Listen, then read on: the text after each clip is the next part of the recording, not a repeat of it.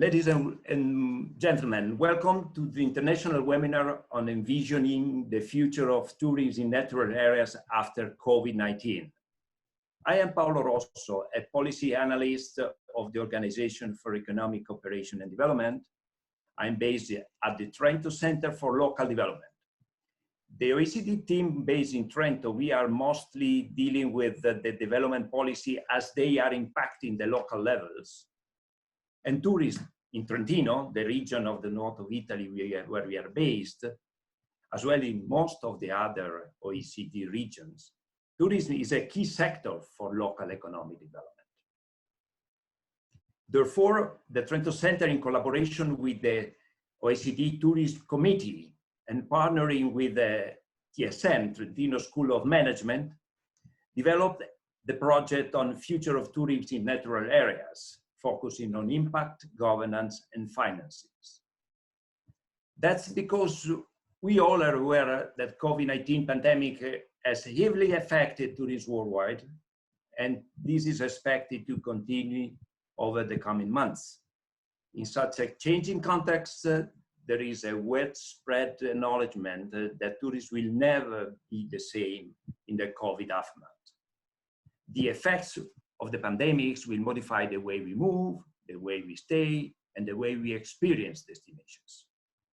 Furthermore, tourism in natural areas might be one of the segments to recover faster.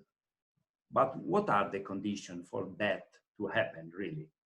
So the project, which is the framework of this international webinar, is just conceived to approach such a key question, and the today event is the first opportunity for discussing it. We are going to have two phases in today's event. At first, a discussion with three prominent experts, which is about to start, and then a second part of the event, which is dealing with the presentation of the capacity building project and the way it is going to work in the forthcoming months.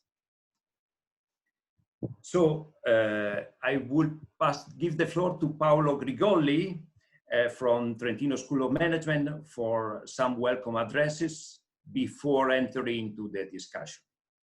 Please, Paolo, the floor is yours.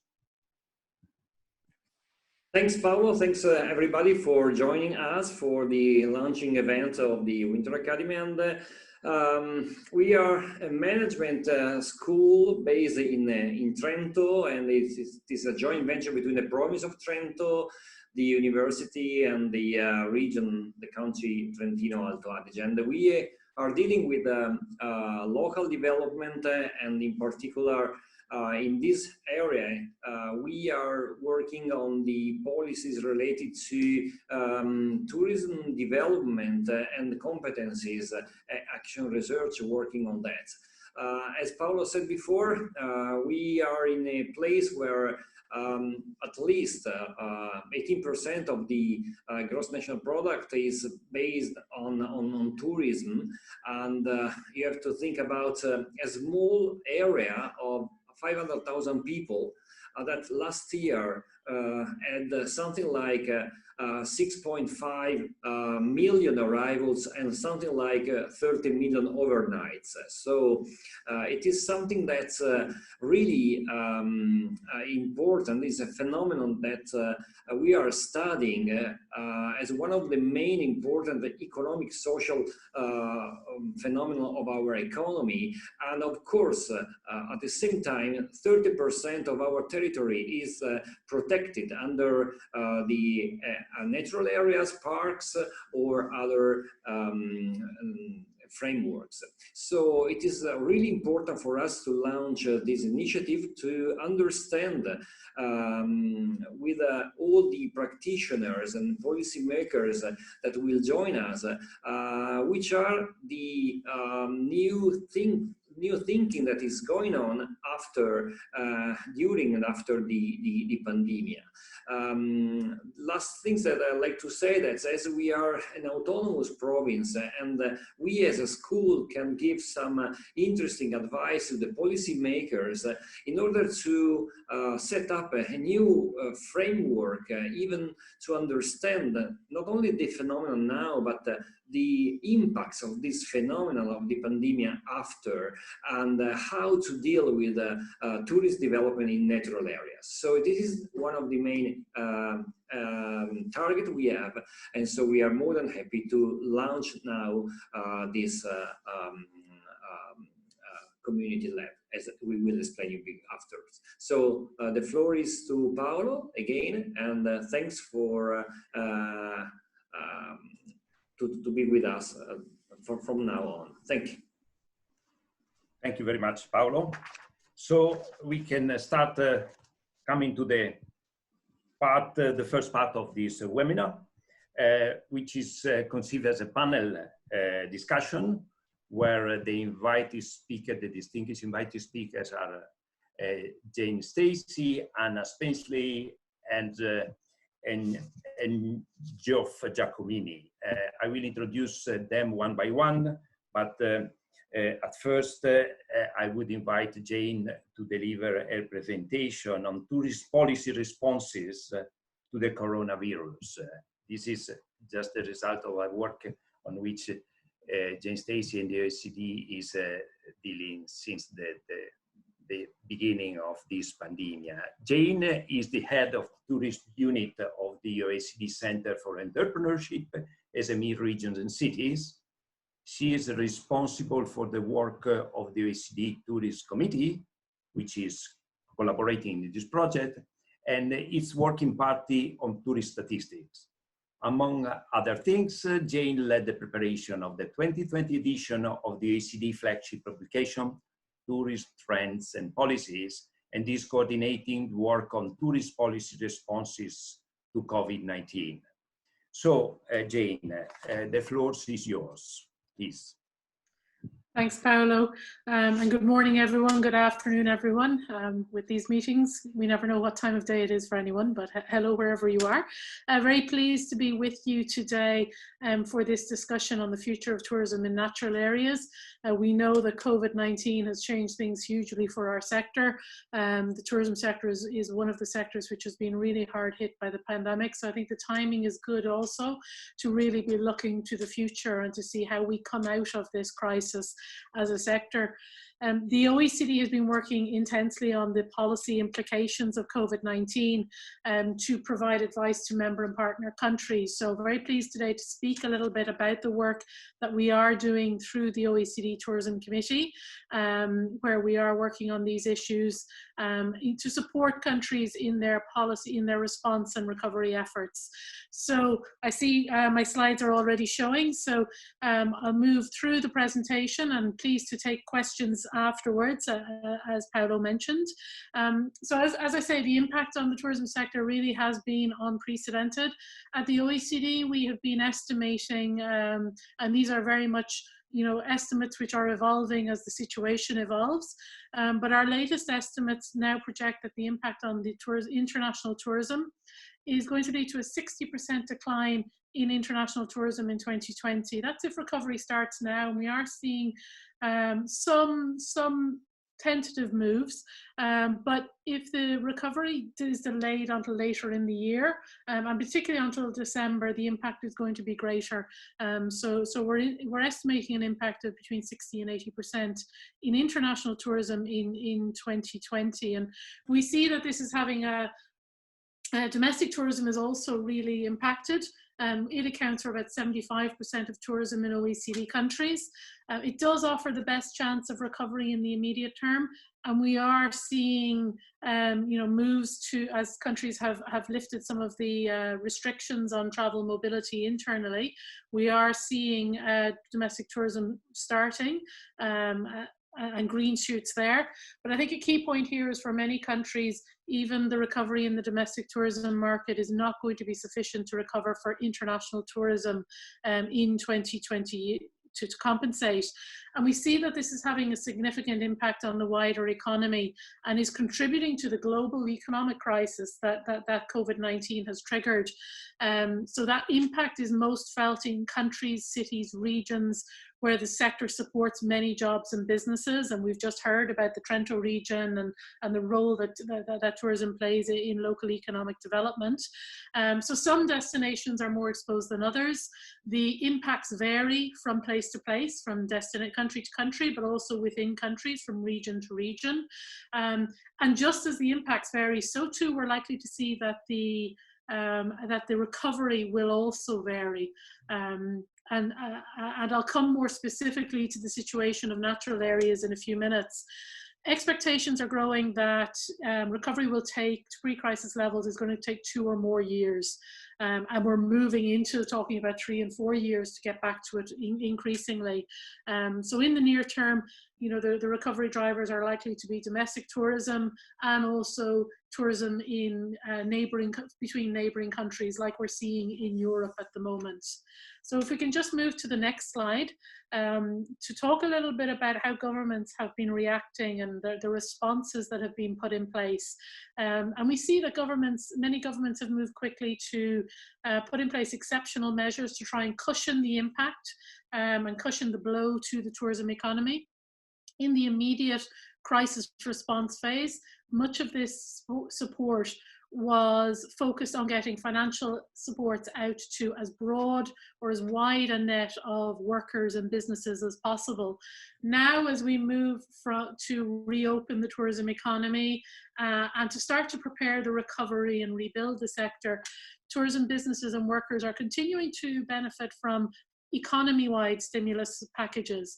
But we're also seeing that some countries are starting to look at specific measures that are needed for the tourism sector and to better address the needs of tourism businesses and the sector as a whole.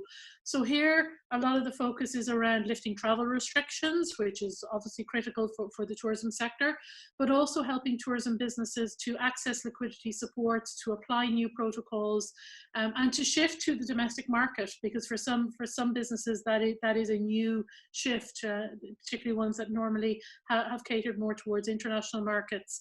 And we're also seeing work ongoing in terms of restoring traveller confidence and stimulating demand. So this is a dual crisis that we're facing in terms of the tourism supply system is impacted, but also the tourism demand system.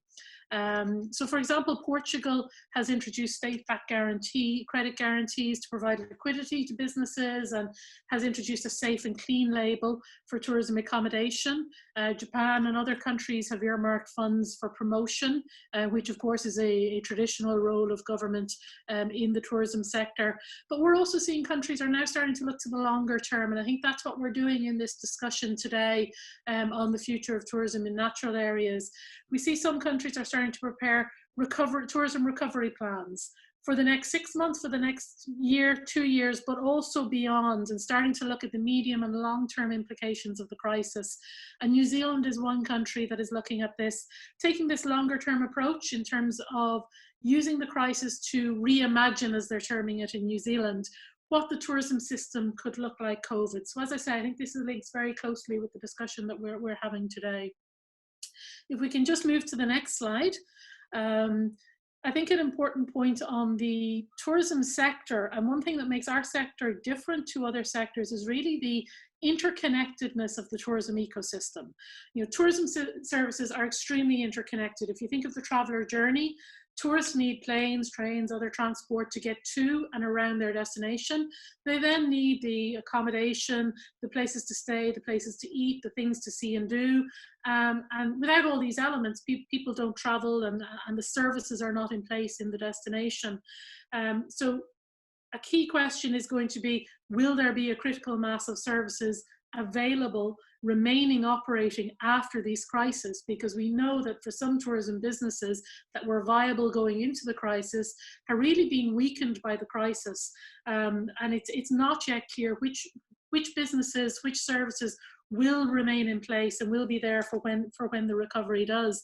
And reopening the tourism economy, rebuilding destinations is going to require a very strong coordinated approach to get that tourism system back up and running. And there I talk about coordination across government, because even if we just look at this chart, we see many different government departments are responsible for these different parts of the tourism system. Also across different levels of government, because we know national level government, regional, local level governments are involved in tourism. But it's also involves coordination with the private sector and with the local communities on the ground as well.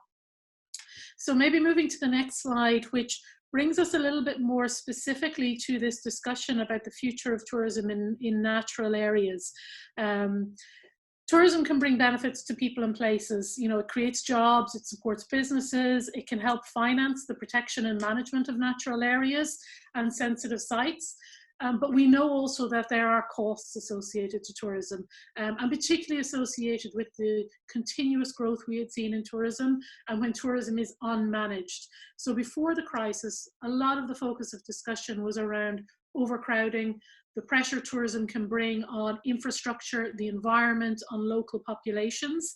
And this can be particularly pressing in rural, in remote, in natural areas, where carrying capacity might be lower, the infrastructure may not be there to support the tourism flows.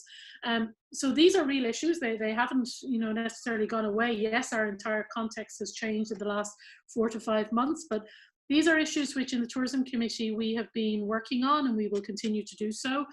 So Paolo mentioned in his introduction the OECD's flagship publication on tourism. So that's the Tourism Trends and Policies 2020, which was perhaps one of the first casualties of COVID, because we were due to launch it at ITB in March, which really was at that point where Europe was starting to shut down. But the report was still launched, and I think a lot of the discussion in the report is still valid in this current context. The wider policy context has changed. You know, we now have the challenge of COVID and how we respond, but many of the issues about how we balance the costs and benefits in tourism remain. And in the report, we highlight the need to rethink how we define tourism success and how we find that better balance between the costs and benefits. And as I say, natural areas face particular challenges in this regard. And now is a very real opportunity as we look to rebuild the tourism sector to address some of these structural and underlying issues within tourism. Many natural areas have been hit hard by the drop in tourism and the revenues that it can bring to the area and how it can support local communities. We are seeing, if we look at a bit more positive dimension, we are seeing that rural nature-based outdoor destinations are likely to be more attractive to visitors, at least in the immediate term. This is something which is being borne out in consumer sentiment surveys and travel intention surveys, that people are saying they have a preference to be in the outdoors, to be in rural areas, in natural areas, rather than traveling to cities and so forth. And as we see domestic tourism recovering in some countries, governments are taking steps to encourage people to explore natural areas, but also to support service providers in those areas and to earmark funds for infrastructure. So just on the orange part of this slide, you'll see a few examples of what countries are doing. Australia, for example, has waived fees, the entry fees to national parks like Uluru and Kakadu between now and the end of the year to incentivize people in Australia to visit those areas. Canada, for example, is providing interest-free deferral of payment on commercial leases to service providers, to tourism operators or tourism businesses operating in the national parks. And in Iceland, for example, they have a fund for infrastructure development in natural areas, which is part of a longer-term strategy in Iceland, which has been grappling with some of these issues in terms of managing visitation to natural areas over a number of years, given the rapid growth of tourism in that country over the past decade. So just moving to the next slide, I think a key point that kind of comes back again to the discussion today is really the opportunity we have now to rethink tourism. The tourism sector now needs to be rebuilt. There's a lot of talk about building back better, Coordination will be key to achieve this, and here governments will need to work together with the private sector and to continue to reinforce coordination mechanisms to support tourism businesses, and particularly the small micro tourism businesses that are particularly struggling and face particular challenges, but also support workers and destinations through the recovery phase. And while at the moment the protection of workers and businesses and is a main priority, we are in firefighting mode at the moment, if you like. It will also be important for governments to be thinking of the longer term implications, because what we put in place today and how we respond to this crisis is going to shape tourism in the future. So we have this opportunity to rethink tourism. We have this opportunity to take active measures to move to more resilient, sustainable models of tourism development. This is going to require policies that address issues around climate change, around low carbon transition, around addressing the structural weaknesses within the tourism system, but also encouraging and supporting the digitalization, which has been accelerated by COVID, to really rebuild destinations that are, as I say, stronger, more resilient, and more sustainable.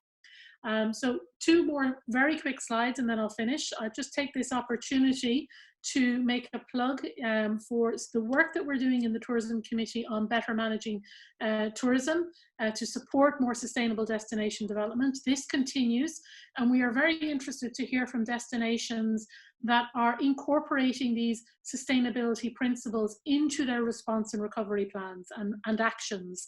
And we'd be very pleased to hear from anyone. I think, why not to include a case study on a natural area that is being very proactive in this regard. So the email address is on the bottom of the screen. It's very simple, tourism@oecd.org.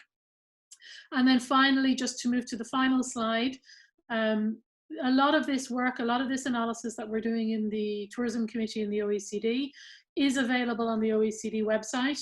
We last updated, we have a policy note which is tracking many of these developments, sharing what's happening across countries, how governments are responding, but also how the industry is responding. And this note is available on our website. The link is on screen. It's available currently in English. I know our OECD Trento colleagues have been very kind in translating it to Italian. It's also on the OECD Trento Centre website, and it will shortly today, if not today, certainly on Monday, be on the website in French as well. So with that, I'll close and look forward to the discussion. And thank you again for, it's good to be with you today. Thank you. Thank you very much, Jane. Very informative and very to the point, your presentation. There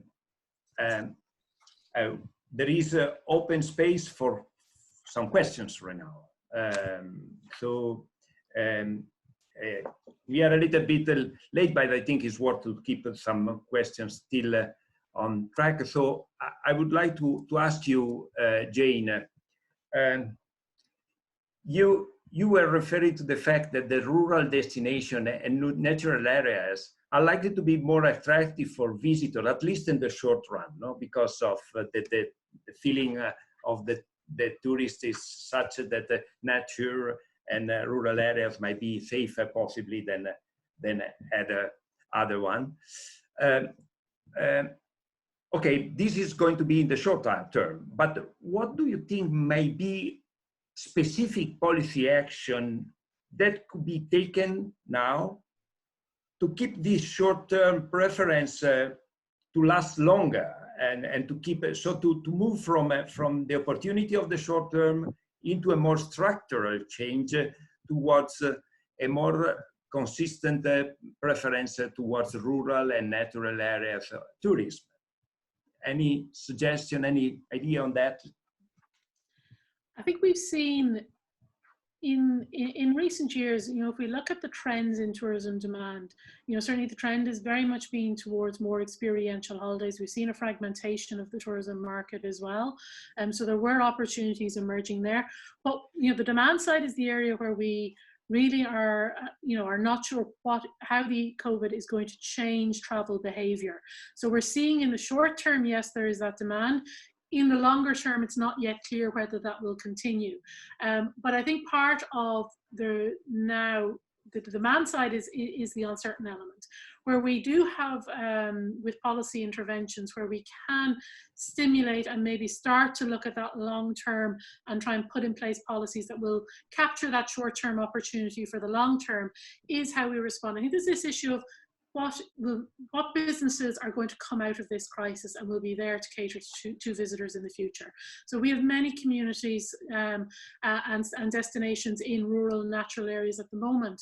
But even if one element, say, you know, you may have a hotel, you may have, you know, but if the restaurants close down, there's limited capacity in the hotel and everything. So I think it comes back to how we support the tourism businesses, and that we see tourism as an ecosystem, and not see tourism as, okay, we talk about what supports are for hotels, what are the supports for restaurants, what are the supports for attractions, that we need to be seeing tourism as in the round and really thinking of it in terms of that ecosystem. And when the business supports or the measures to support the services are there, that we're keeping that holistic approach in terms of how we develop it. I think the other aspect is in terms of infrastructure. There is going to need to be some investment in the sector following this to rebuild the sector. There is, in terms of how we influence and where we put infrastructure and what supports we have, and being innovative as well, because possibly some of the barriers that there were to tourism in the past will not necessarily be the barriers in the future. They may be the opportunity. Now, I can't say more on that. I think this is something that we're looking at, but I think we need to challenge some of our, what's the term in French? The term is the idées reçues. So these established perceptions that we have in tourism, that is a barrier, but maybe some of what was a barrier in the past is actually, for some sectors, for some travelers, may be an advantage. So being difficult to get to might actually be an advantage in terms of we are getting away from it, we are escaping, if you like. So some of those areas. So I think it's a combination of factors, but really looking at rebuilding the tourism ecosystem, rebuilding destinations, and their communities really need to be at the center of it. Because I think one thing we need to keep in mind is tourism is reopening while the virus is still circulating. So there is that balance of, yes, bringing the economic benefits of tourism back, but we also need to take into account that there may be pushback from local communities if it's seen as tourism possibly is bringing the virus into the area. So it is a balance that needs to be taken. So I think how we manage all of that at the moment will actually set up for the future. Jane, there is a question coming in from our attendees, which is interesting in terms of the point you raised about the investments. There is a lot of discussion about the fact that one of the impacts of COVID in general terms is to pushing towards stronger digitalization in general terms. In this, there is the question goes for this: how do you see that it's possible to empower local communities in the rural areas from the digitalization point of view? How this might be something to be considered, adopted, and what to do on that? I think there's two elements that are key. I think the first is access to internet in many rural and regional areas, and having access to broadband. That remains a big challenge in many rural areas. That is something which communities have a limited capacity to influence. So I think there is that bigger picture and influencing that. So I think that is one key issue, and it has a broader impact. It's not just about tourism, but it's about how these communities can develop overall.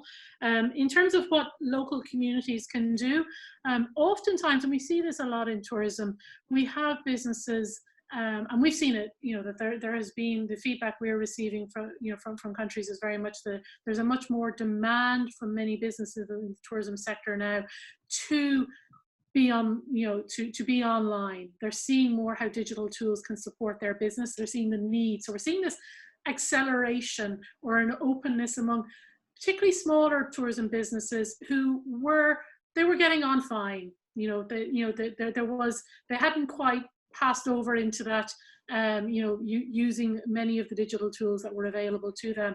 But there is now, and this is something that local communities and businesses themselves can do, is in terms of moving and taking advantage and building their capacity in terms of using many of these digital tools, you know, becoming online, using technologies in how they operate. In the past, that was maybe seen as a very high level of investment for a very low return. But now with many, you know, with COVID, you know, we see that, you know, in many countries, the tourism schools, the tourism agencies are actually have moved to provide a lot of support and advice to tourism businesses and communities in that regard. Thank you very much, Jane. The climate is warming up because the participants are raising more and more questions, but unfortunately we are must be very strict on the time frame, and so there is the opportunity to get a written answer to the question which has been raised so far. So I would move forward. Thank you very much, Jane, for this framework concept that is really essential for moving forward. And on this, we are moving to the second speaker, Anna Spenceley. She's not present directly because being currently living in Papua New Guinea, we were facing some troubles in getting direct internet connection. So we prefer, in order to be on the safe side, to record her intervention, which is going to be on sustainable and responsible tourism in natural areas. Some few words on Anna Spenceley. Spenceley has a long track record. Is the chair currently of the Tourism and Protected Area Specialist Group at the UCN World Commission on Protected Areas. She is a tourism expert with over 20 years international experience, an extensive publication record, rich diversity of project experience, and an international network of associates with whom she collaborates. Let's start with the first question. Why is sustainability more important than ever for tourism? Thank you, Alessandro. I think it's more important than ever because more of our attention has become focused on the environment and people's welfare through the pandemic. For example, we've seen how wildlife and natural areas has been thriving in the absence of visitors, whether it's lions, turtles, or birds of prey moving back into spaces now vacated by people. We've also seen how previously polluted air in cities and waterways has quickly recovered from human impact. But by contrast, we can now see starkly how reliant the livelihoods of people living in tourism destinations are on visitation, and often the lack of alternatives when it disappears. I've been looking at the impact of COVID-19 on tourism in protected areas for the EU, and I found that the crisis is having a massive impact on jobs and the value of local procurement in Africa. One of the most immediate concerns of operators is unemployment support for their workers. This research is continuing in Africa, Latin America, and Asia, so there will be more data to share later. As a result of these observations, I'm optimistic that people are going to want to see sustainability better integrated into the travel sector. This means tourism that's good for the environment and for people.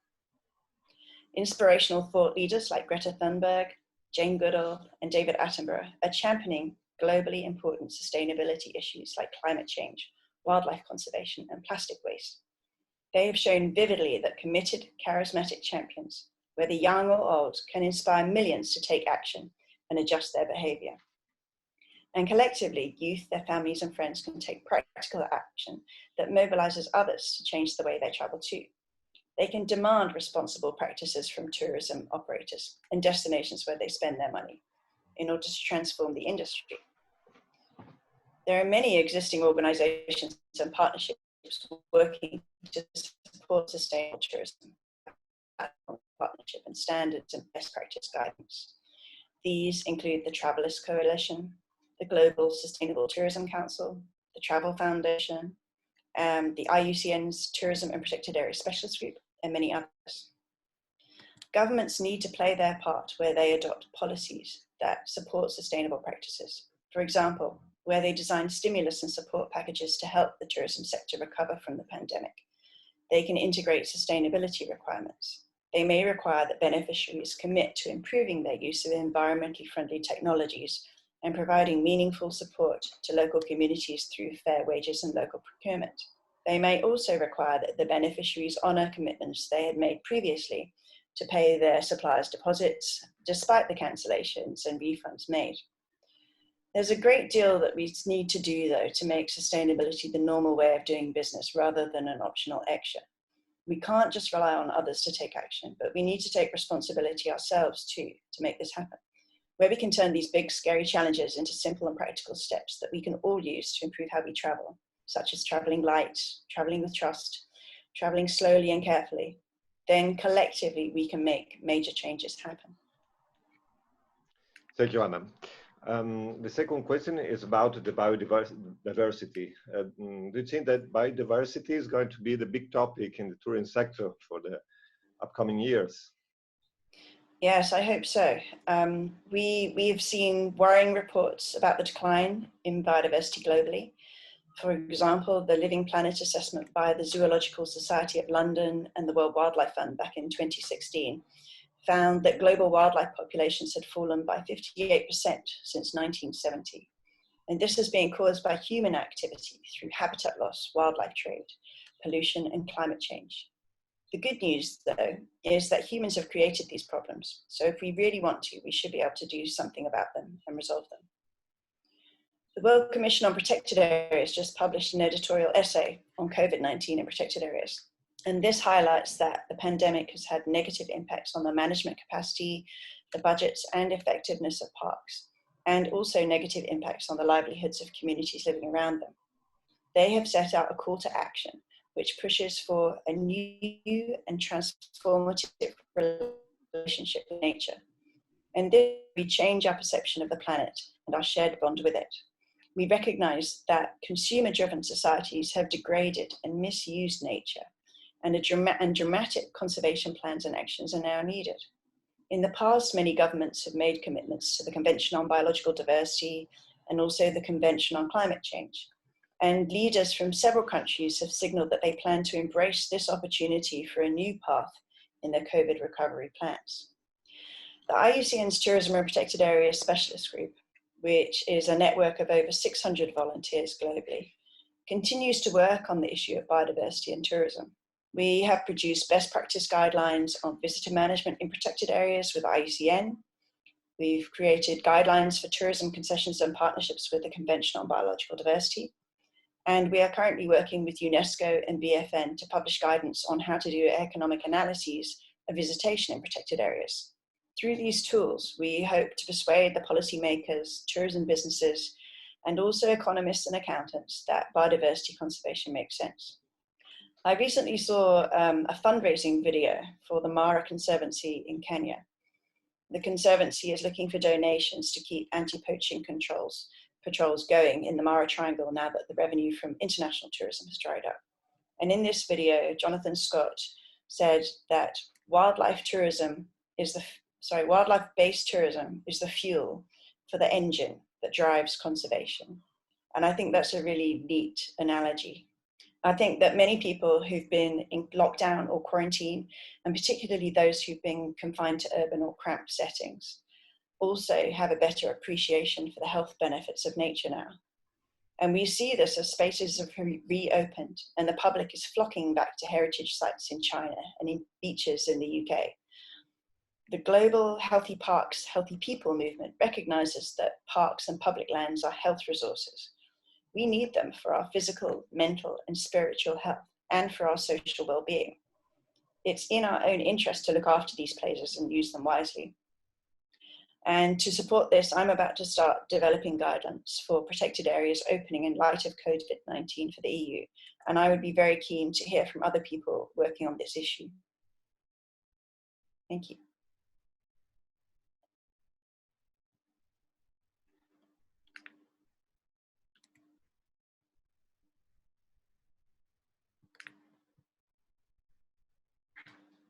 Sorry, Alessandro, I think you're on mute. Let me see. Oh, sorry. Can you hear me? Okay. I can hear you now. Thanks. Okay. The last question is about COVID-19. Do you think that COVID-19 is really going to change the tourism sector for the better? as many says? Well, this is really up to us, isn't it? We can either decide to go back to the way things were quickly, or we can choose to build back better, as people are saying. This period, this pause in our lives has been a moment that some have taken to reflect and think about the future that we want. Many of us have been battling with stress, illness, homeschooling, fear and uncertainty. But some of our brightest and best have been using the time and the pressure in a proactive and positive way. And I really must commend them for this. For example, some tourism professionals, journalists, and organizations like the Adventure Travel Trade Association and the Global Ecotourism Network have been sharing think pieces and ideas and their expertise on how we can change travel for the better. I've been trying to collect together this kind of guidance and share it. And over the past couple of months, I've compiled a blog post of over 400 resources and links. And if people have useful information that could be added to this, I'd be really happy to hear from them. We also have initiatives such as the Future of Tourism, which was launched this month and already has over 100 destinations, tourism businesses, associations, NGOs, and academia that have signed up to 13 guiding principles.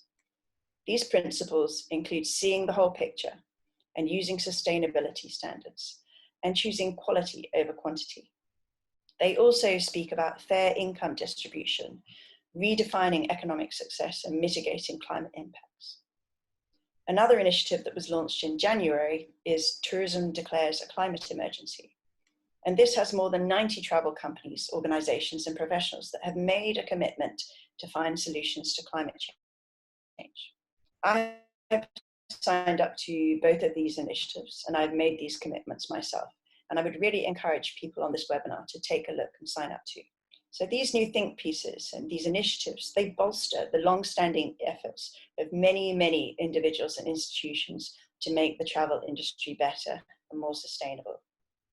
So let's lose this moment. Let's reboot from COVID-19 in a way that really is better for all life on Earth.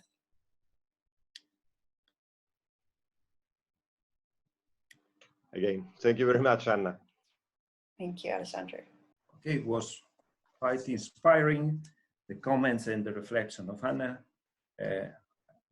I don't want to recall her points, but I think this, I will just take the last point just to bridge to the next intervention, which is the challenge and the opportunities. Also, Jane was saying in her intervention, taking the COVID crisis as an opportunity to move forward to a new way of conceiving tourism is also a way for start thinking about the next possible challenge, which is already a nowadays challenge, which is the climate change challenge, which is pretty much relevant in terms of tourism impact in natural areas. So we now are facing a deep crisis, and which also brings us some opportunities facing the COVID-19, but then next we have to come back to something we were already aware, but not acting possibly always in the proper way, which is the challenge of the climate change. And this is really a point, I think. You must know that the recordings of the Anna presentation is available to the YouTube channel of the OECD CFE, so that anyone who wants to come back to her words can find the recordings in the YouTube channel of the OECD CFE. Moving forward to the next, I would like to invite Geof Giacomini to tell us a little bit more about what is actually the point in terms of finding balance between nature preservation and tourism experiences. Before giving you the floor, Geof, just a few words about your background. Since 2016, you have been the executive director of the Caucasus Nature Fund, which provides a long-term financial support and management assistance to the protected areas of Armenia, Azerbaijan, and Georgia in order to conserve the unique nature of the Caucasus and improve the lives of its people. Geof is a citizen, Italian citizen and a US citizen, and has a degrees of the University of California, Berkeley, and the Santa Clara University as well. So, Geof, the floor is yours. Please turn on also the PowerPoint presentation, please. Okay, thank you, Paolo. Thank you, everyone. I am the executive director of this wonderful logo, the Caucasus Nature Fund. We do support people, we do conserve nature in the Caucasus. In case some of you don't know exactly where the Caucasus is, I'd like to show you with the next slide. And tell you why it's special before we go into the presentation. I mean, the first thing you might look at is, wow, what a neighborhood with Russia to the north, Turkey to the west, and Iran to the south. So geopolitically, it's in a very interesting area. But for us, those of us on this call, the real interest is, of course, the fact that this is one of 36 biodiversity hotspots, this ecoregion. And a number of years ago, the German government, KfW Deutschland, as well as Conservation International, decided that somebody needed to begin to protect it better. And so they created the Caucasus Nature Fund. We are a conservation trust fund, founded in 2007. We provide long-term financial support to the protected areas, primarily national parks in the 3 countries. And what that means is, really this year, and due to the COVID crisis, we're providing 2 million euro to Georgia alone and 1 million euro to Armenia. We've doubled the funding, of course, because of this, and as a long-term financial instrument, we were able to do that. So that is something that's very, very needed this year, and I unfortunately believe in the near future as well. But I am not here actually to talk about the Caucasus Nature Fund, but Caucasus nature and nature in general, and the beautiful natural wonders that we support. So, Elisa, if we could go on to the next slide or the next 2 slides, yeah, and one even past that. I promise, though Jane, your presentation was fantastic, very informative. Thank you very much. Anna, the same. I will have no facts, I will have no figures, I will have mostly pictures, and you know, maybe a funny story or an anecdote, and that's how I'd like to start, actually. A banker, a colleague of mine, an elder, I don't want to say an elder gentleman, he's older than I am, and you know, his health is quite good. He's a marathon runner. He got struck down with COVID. He did recover, luckily. And when I was talking to him, the first thing that he did when he was out of quarantine was go to a park, and not a city park, but he went hiking for a day and a half with his children. And I think that's an overwhelming and obvious trend that we're seeing, that more and more people want to spend more and more time in nature. So can we see the next slide, please? And if we want to have that lovely vista, those wonderful, wonderful areas that are so good for our well-being, our health, and our healing even, we need to change some things. And I think that Jane highlighted that, as well as Anna. The status quo, it's not sustainable in any way. And so if there is a gift, let's say, from this COVID crisis, I think it is that we have this crisis opportunity to rethink, or to reflect and to rethink, and to ask ourselves very important structural questions. But I think, as Anna noted at the end of her presentation, it's not just about policies or attitudes, it's also about our behavior. And so the first question I ask myself is, what is the change that I want to see? And how can I be involved as an individual, in realizing that change? And then, of course, the third, I think, big question is, I know I can't do it alone, so how do I involve others? That's an issue that's, I think, bringing together the world, because there is an opportunity right now, whether it's the COVID crisis or the situation in Western Europe and certainly in America in relation to structural racism and issues of inequality. the time really is now to make a change. And so I think we need to move on to the next slide and move on from protest. It's great that we've identified the issue, but we need to make some policy changes. And so in the environmental sphere, Elise, if we could see the next slide. I mean, we can keep it like it is. It's a beautiful picture, frankly. So, and a plug for Georgian nature, that is Vashlovani protected areas. I have been there. I will be going again. I welcome you, and I will welcome you if you come. But from protest to policy. So how do we use this situation for new thinking and new ways of acting? I mean, the impact of COVID has been, especially by Jane, very well detailed economically, but it's contradictory and a bit confusing. So we know that mass tourism creates a mess. Obviously, it has a great economic benefit for many of the communities, but at an environmental cost. At the same time, if you don't have enough tourists and you rely on those tourism sector, like it was mentioned by Paolo, I think in Trento, the decreased tourism leads to more pressure on the environment because there's a lack of livelihoods. In terms of the next 4 points, you can read them, but they're kind of recommendations and or suggestions that I've presented to the Georgian government, actually, and not just to the Ministry of Environment. And in fact, when I invited a number of colleagues from both countries, I sent out invitations to environment, agriculture, culture, economy, infrastructure, refugees, health, education, because it's a point that was highlighted by Jane and Anna.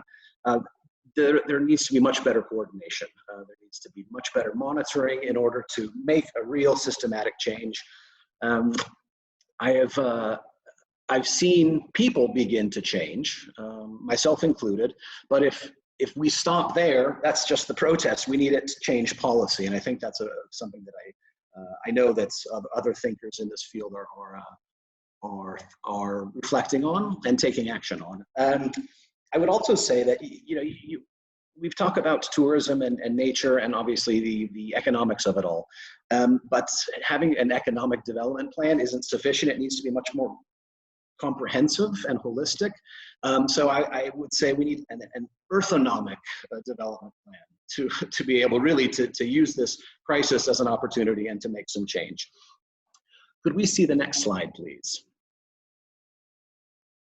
Since if we do want to visit Tusheti protected area and protected landscape in that picture, and that's in Georgia, we do need to be aware, cognizant of the threats and also be able to respond to them. Mass tourism actually for Tusheti is unfortunately one of the threats. Illegal logging in nature, poverty, hydroelectric dam developments, mining, rampant economic developments, lack of proper regulations, poaching, but maybe the most dire, if I could say that, would be ignorance. I think ignorance and a lack of awareness and maybe even apathy.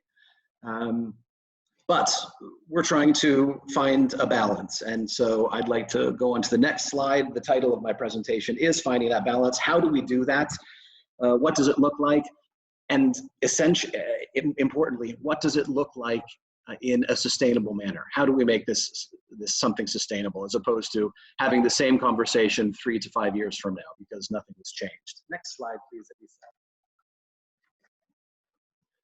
Right, so towards our sustainable future, I think we need new governance mechanisms and new financing mechanisms. I think Jane highlighted a number of those. So instead of reading through them, because that, especially in the afternoon, is quite boring, we need new policies, certainly. We need better enforcement of existing laws. There needs to be more integration and coordination between all of the different sectors that both Jane and Anna mentioned.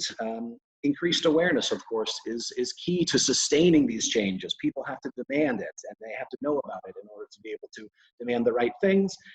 Talking about people, I think it's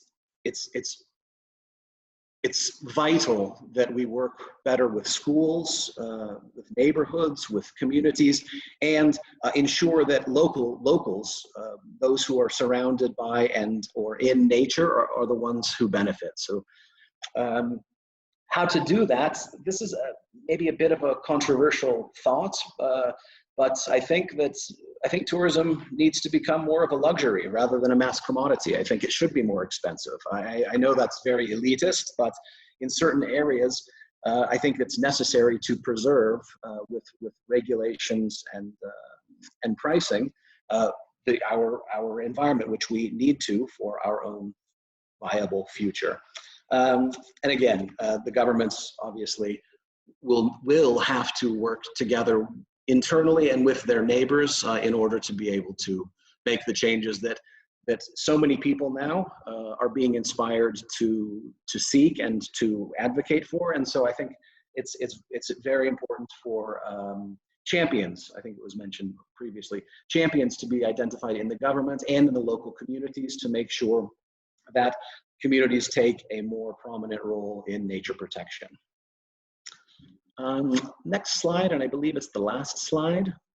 So where do we go from here? I would say hiking, but not to the top of that mountain, because I will not be able to get there. But it's more of a metaphor. I've shared with you some of my ideas. Jane and Anne have as well. I certainly can do nothing on my own. I don't think any of us really can make a huge difference except for in our own lives. And so I would urge you, all of the participants and the speakers, to think about some of the ideas that have been raised. Think critically about them, agree, disagree, share your own ideas, your own thoughts, and importantly, get involved. Get involved in your family life, in your community life, but also get involved in the Natur project that we're here to discuss. And I know that actually is the next topic of discussion, so well done on the seamless segue. But in the meantime, I could, or if there's 1 or 2 minutes or 1 or 2 questions, I'd be happy to answer them. If there is time and there are no questions, perhaps we could go back to some of the other questions, Paolo, because I think there was a great interest in the other 2 presentations as well. Thank you. Thank you, Geoff. There are questions, indeed, there are. So thank you very much, Geoff. Thank you very much for giving us this vision and perspective. I would like to come to that in terms of questions, taking some of the ideas. When you are calling for a new governance, there is an issue which is how the different stakeholders can play in this, how to engage them in such a new governance perspective, from local actors, national actors, international institutions, perhaps. And in this specifically, I would see also something new, possibly between the public and the private sectors in tourism in natural areas, because very often there is a trend where the two are not playing on the same page.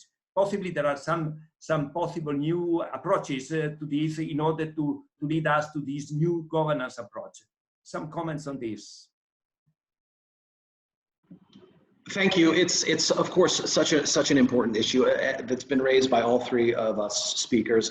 The idea of coordination and how difficult it is really to get people to listen to each other, to prioritize, and eventually come out with an outcome that is beneficial or as beneficial as possible to all. In terms of governance, we're trying obviously here to work more with communities to get them inspired, let's say, in nature protection, but also to ensure that they have legal rights to be able to be involved in the governance. I think the idea, of course, of private sector involvement is absolutely necessary in not just the surrounding products for a national park or a protected area in terms of services, but potentially their involvement in the management of the protected areas. This is something that has worked fairly successfully in a number of examples in Africa and Asia, and we're thinking about something for the Caucasus. One of the I think real challenges is that still, unfortunately, economic development is prioritized at the expense of nature. They don't have to be, but still in the 3 countries where I work and with whom I work, there's not necessarily yet that awareness that needs to be in place for the public, whether it's, you know, at a community level or a national level, to demand that the environment become a priority. So long way of saying it's a big challenge. It is indeed. Thank you very much, Geoff. There is one specific question addressing Caucasus as a final one. I think it's very complex, but I ask you for a short answer to that. There is a participant who some years ago did a study on the WWF on opportunities for tourism to protected areas across the Caucasus.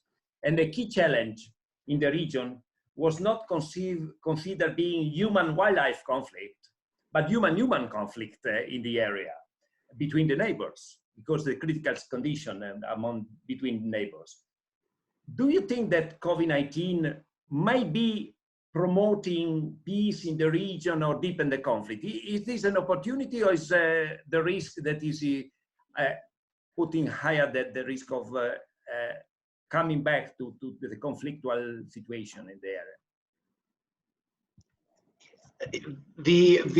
The fact, as noted by the person posing this question, is that yes, human-wildlife conflict exists, but certainly it is the issues of poverty and the stresses that poverty put on people, the lack of a localized, capable management, and a leader with a vision. So in terms of what's happened, the three countries have responded very differently. I think there's certainly hope in all three countries, but in terms of, you know, deepening the conflict or being an opportunity for solving the conflicts,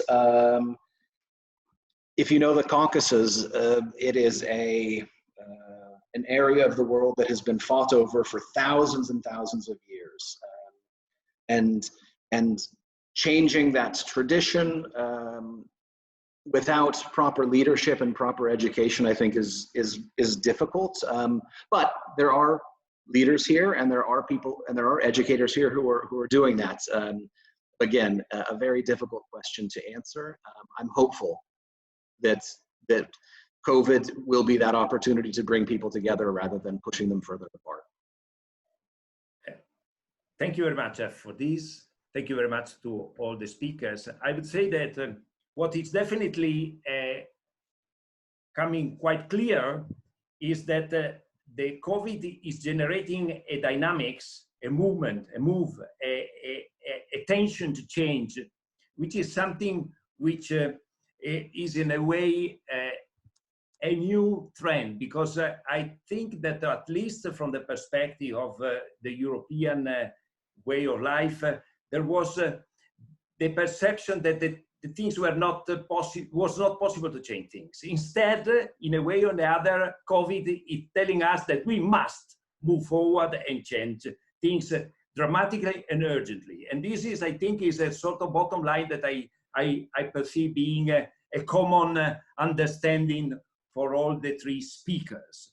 Unfortunately, we do not have time for taking more time for this discussion. Very interesting. Thank you very much, Jane. Thank you to Anna, even though it's not with us right now. Thank you very much, Geoff. I think that we can continue to interact in that. There are more questions in writing, so if you have want to take time to write down the answers to these participants, there is an opportunity in doing so. And I would move forward to the next phase of this meeting, the next stage, which is actually to present a little bit about the project of which this international event is basically the starting point. For doing that, I would give the floor to Alessandro Bazzanella, who is in fact the coordinator of the project, just for explaining us how was that we get to this project and what we do expect to get from this project. So why and how to get involved also in this project? This is open. So Alessandro, if you want to take some time for explaining all our distinguished speakers, but also all the audience, what the matter, please do so. Okay. Now. The floor is yours. Thank you very much, Paolo. It's a pleasure of being here with you, with so many people connected, with so many distinguished experts that have talked before me. I'm Alessandro Bazzanella. I'm the coordinator of this training program. I've been working in tourism research and training for about 20 years, especially in destination management and destination marketing, and in many sustainability projects on tourism. I'm going to present quickly how do we designed and how we are going to work together with you. We are launching today in this program, TourNet, to try to understand together and to make some sense of the situation that we are living in these months. The whole community of tourism is experiencing something that is unprecedented. And so we are trying to work together on the change of tourism here. We have heard so many times that tourism will be never the same after COVID-19, something that has been already mentioned. I don't know if it's true, that is, if nobody knows if tourism is going to change, because nobody has a crystal ball to see in the future, but we all know that it's going to be a very unprecedented situation in which things could be changing for the better or for the worst. It definitely depends on us. Crisis could be really a unique opportunity to rethink the travel sector. I remember that before COVID crisis, the main problem of tourism industry was the excess of tourism, the so-called over-tourism. And we were very worried about the destiny of many cities on the world, like Venice or Barcelona or Amsterdam or other important destination and attraction all over the world. We were very close to the tipping point, and the conference and the seminars I've attended before COVID were mainly focused on the limited carrying capacity of the destination, overwhelmed by ever-growing visitors flow. Now we are on the opposite side. Tourist destinations over the world are experiencing a dramatic loss of visitors, and we are trying to recover in every possible way. Now we know how the destinations are with too many tourists and without tourists at all. And we really don't like this too extreme situation. So we can try to imagine a new model of tourism development that doesn't harm the places themselves, and that at the same time attract tourists and foster the local economy. In TourNet, we want to focus on natural areas because we have some expertise for sure on this particular subject. And the natural areas might expect a significant rise in the number of visitors in the months to come. Here in Italy, everybody wants to reconnect with nature, to stay free and safe and breathe fresh air and drink pure water from the streams after the quarantine, after the terrible lockdown that we have experienced in the past months. And so many people are getting aware that nature is really important for the safety and the quality of our lives. We have seen in the past weeks many pictures that show that the nature has reclaimed its spaces while the humanity was in a lockdown.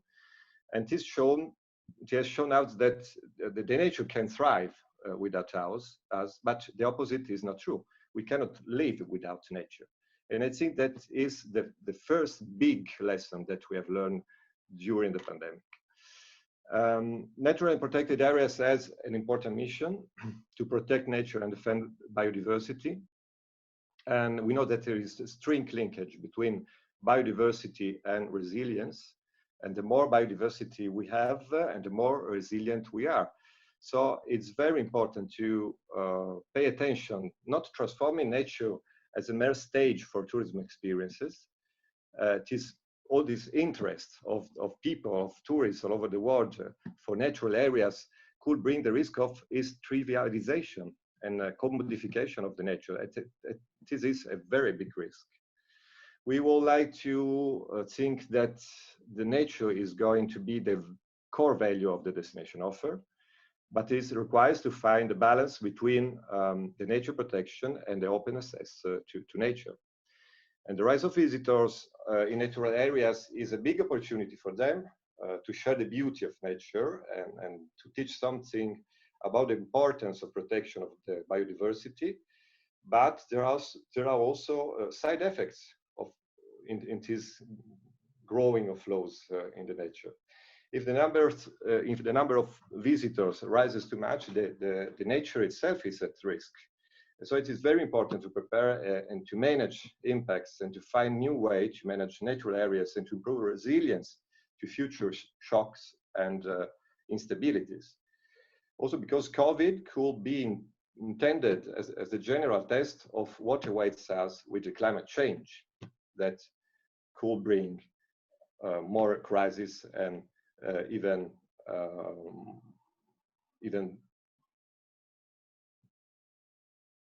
we like to stay in our comfort zone. We prefer to stay in our comfort zone, but COVID showed us that it's not possible to stay in comfort zone any longer, and we need to fix the ship while sailing, to use this metaphor. And I think that is a good metaphor of the current situation. We can stay in a safe harbor to fix the damages of tourism, but we must do it in the open ocean. And how do we fix our ships and tourism in the COVID ocean, let's say? And this is the metaphorical question that we want to respond to in TalkNet. We know that there are no available solutions that fit for all the problems that this unprecedented crisis posed. So we need to search for a solution together. We must learn something new in a new way, and we can build the knowledge that we need from the experiences. And we think that there is no better way to build relevant knowledge on a special subject like this than collecting some first-hand experiences that have coped with the crisis and have tried to overcome the problem. The more experiences we have, the more we have chances to learn something substantial and important. This is why we are launching today the call for application. We want to collect some cases from which to draw new bold ideas on sustainable tourism in natural areas. We hope that a good number of you are willing to apply. The application form is a bit demanding, quite complex, but and you are asked to describe the project precisely. Who are the partners? Who are the beneficiaries? How long has it been going on? How the project is funded? And what are the main challenges of the project? We are asking you especially to focus on three main pillars that are the three main pillars of our project.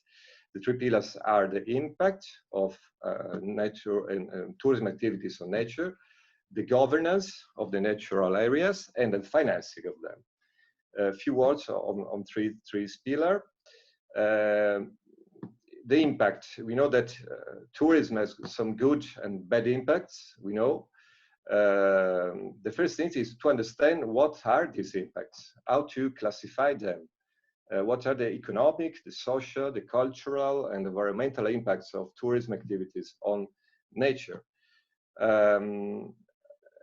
This is important because if we know what are the impacts, we can define the success of a project. And then define what are the KPIs, the key performance indicator of a project of nature protection and tourism development. We are for sure interested in the assumptions of a project, but we are more interested in the outcomes of a project. And sometimes it's not enough to define the proper framework, to engage local stakeholders, to create a good team to get a successful project. And we have to focus more on the impacts. And this is the way to redefine the policies and strategy for tourism in natural areas in a more effective and efficient way. The governance. Governance regards the organization of the project, who are the main actors involved, the roles and responsibilities of the decision makers, and the way the decisions are taken along the decision-making chain. Taking in consideration all the social, environmental, and economic impacts. We know that tourism is the big sick of the economy, of the global economy during the pandemic, and the governments at all levels, national and local levels, committed to help the recovery with plenty of guidelines, incentive packages, protocols, and so on. And we will let you know if the local national measures against the pandemic were effective, and if the governance architecture have been bonified and in reaction to the crisis. The last main pillar of the project is the financing, the funding of the natural areas and the protection of the natural areas. The maintenance and the management of the majority of natural areas are financed by the public administration. We are afraid, and we know that in the next months, the tax revenues will probably decrease due to the pandemic crisis. And the government will probably cut some spending, public spending in many sectors, including the protection of natural areas. In addition, we will experience a shrinking of the touristic flow over the next few months that will contribute to a further loss of tourism-related revenues for the protected areas and natural areas. So it is necessary to think about new ways and mechanisms to fund the nature protection.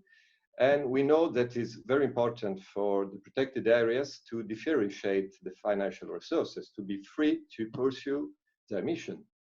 The more the financial resources are different, the more you can be sustainable. And it's important so create a new partnership with private entrepreneurs, for instance, or engaging local communities and the citizens and tourists as well in financing the protection of nature by launching crowdfunding initiatives as well that could bring some benefit to the activities. So you have 2 months to prepare the application that starts today and end at the middle of September. We think that is a proper period of time to analyze the effect of COVID on the nature and tourism activities, and to gather some data and understand better how natural areas are reacting and redefining their mission in this period of time. The case study can be a project, a program, or initiative related to the personal experience of the candidate, and it is based on sustainable tourism activities in natural areas to address the COVID-19 challenges. The case study must be either ongoing or recently finalized at the time of application, because we want to see how the activity, how the project cope with coronavirus and the crisis. The criteria to evaluate and select the case studies refers to innovation, to impacts measurement, the applicability of the project, also in other natural areas, to the adherence to the sustainability principles of the project, and the ability to increase resilience and relevance to the key themes of the project that are, I remember you, the impacts of tourism, the governance, and the financing. If you want to apply, we hope many of you will want to apply. We will provide you a toolbox, very detailed toolbox that will help you in designing and preparing the application, and we are available for sure for helping you in the definition of the project. It's quite challenging for sure, but I think it's very exciting to explore some uncharted territories together, and we are looking forward to receiving your application, many applications.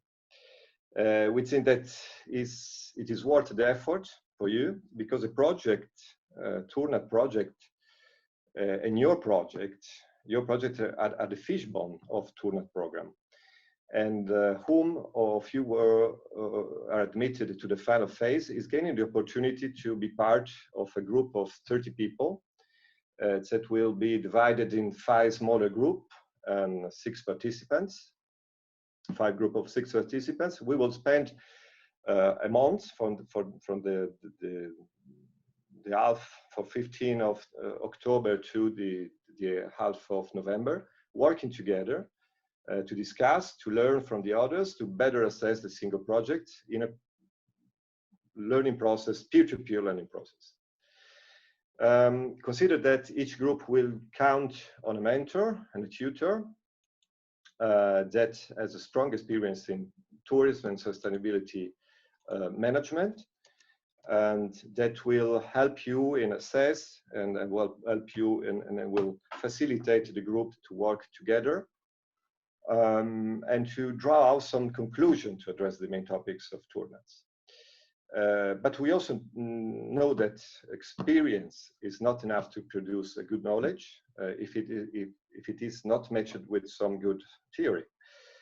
When a new phenomenon is rising, like this that we are living, new knowledge is needed, and official academic theory is not enough to comprehend it, neither the practical experience is. So the only thing to do is match theoretical and practical knowledge to build new approaches and visions about the specific problem. So we'll be asking to some international experts to be confronting and discussing with the groups in the second phase of the community lab at the end of November. In the final stage of Tournet from 23 to 26 of November, there will be an intensive learning lab based on the main results of the previous group works that will be presented to the experts. We are defining right now who are the experts, but for sure they have a strong background, both in thinking and application, in theory and practice, and as a strong international experience to deal with the project that we will present. And during the plenary session, each group will present the main results of the group to the expert and to the other participants to draw some strategic indication and some insights on how to reshape tourism in natural areas, dealing with both practical lessons and policy solution. Each working day will be devoted to a different pillar. So we will work on the first day on the impacts of tourism. On the second day, we will work on governance of tourism in natural areas. And on the third day, we will work on financing. And the last day, the fourth day, that is the 26th of November, so will be a wrap-up session of work in which we will keep together and collect all the concepts with the aim of developing a shared outcome and some guidelines and a document that contains the distillation of the learning process. So we know that is quite demanding for you and for us as well, but we think that is the only way we have to deal with this big issue that is COVID-19 and tourism. But if we are able to gather a lot of information and some facts and figures, we think that we can find out some good solutions to the problem that have been established.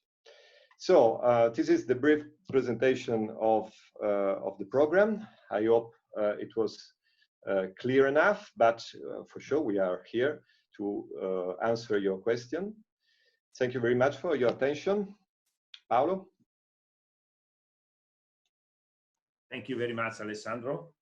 Thank you very much for the presentation of the project, the presentation of the call. I think was quite clear and exhaustive, the presentation. If you may just show the last slide before, I want just to point out a couple of points to make quite clear that the participation to this capacity building is free of charge.